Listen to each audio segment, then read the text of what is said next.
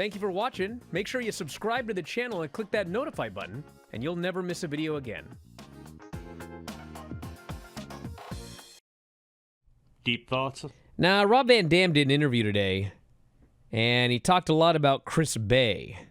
Oh. And, what's going on? Obviously, Chris Bey got injured, and they had the GoFundMe they started. Plugged it again. We talked about it on Observer Radio last night. And it's up to $106,000 or something like that. And, doing very well. But they never really told us what happened to Chris Bey. It was always kept very, very quiet. And Rob did the One of a Kind podcast, which is his podcast. And he lives very close to Chris Bey. And he talked a lot about all of the details about what exactly happened. And I guess since he talked about it publicly, I guess we can talk about what he talked about here. But, I don't know. It's kind of, I don't know.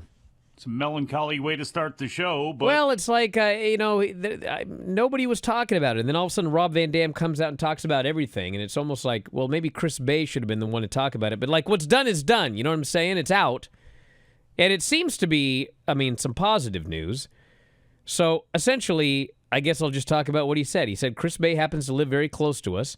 Katie and I went and visited him because he made it home. Stuck in the hospital for 2 months, he says. He had a match, if you don't know, with the Hardy Boys. I know very little about it, but they were going for a move that didn't work out safely, and Chris broke his neck, and then he was paralyzed. He said, I don't know how much we should talk about it, really, but let me just say that he's going to wait until he's ready to talk. Of course, I invited him on here. He is much better than I imagined, much better than he was when he was paralyzed. He's not paralyzed anymore, and he's getting everything back.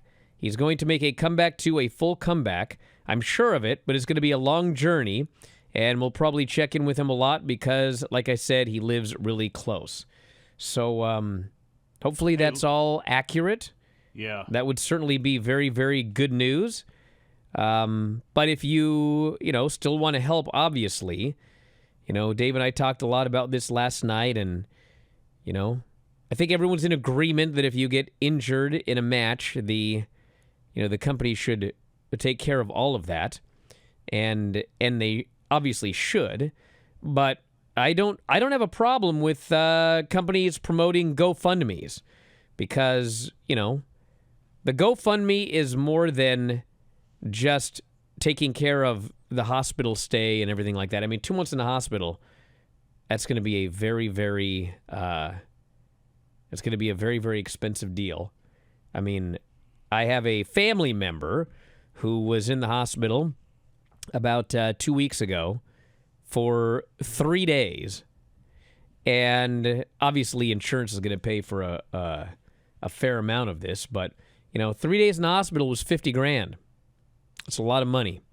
So we're talking 2 months in the hospital. And then not just, the 2 months in the hospital, but also there's all the living expenses as well. So, even if TNA paid for every last single thing that had to do with the injury and the hospitalization and any surgeries, etc., still got living expenses. So I like that they plugged the GoFundMe. And if you go to my X, at Bryan Alvarez, I retweeted the GoFundMe. And hopefully people can continue to support Chris Bey through all of this. And hopefully everything Rob Van Dam said is exactly what's going on. And he's on the road to a good recovery. So all the best to him and everybody else. And I would expect Anthem to pay all of the medical bills. But if I recall, Chris Bey had a family. And you obviously know now, if you didn't know before, the condition that Chris Bey is in. And what about the future? And this just helps to galvanize their future a little bit more. Be the same as putting a bunch of merchandise on sale that somebody would be buying, but in this case it's just going directly to the source without anything. So I wouldn't expect a WWE or an AEW to do that, to promote it, although at least on their shows and things like that, If they would, it doesn't matter if they would or if they wouldn't. But for everybody else below that, I don't have a problem with it whatsoever. Seriously, and I think anybody that does have a problem with it, it's just kind of ridiculous, really. Again, it's just a way for people to reach out and support these people directly. Check out this free video and make sure you hit like and subscribe.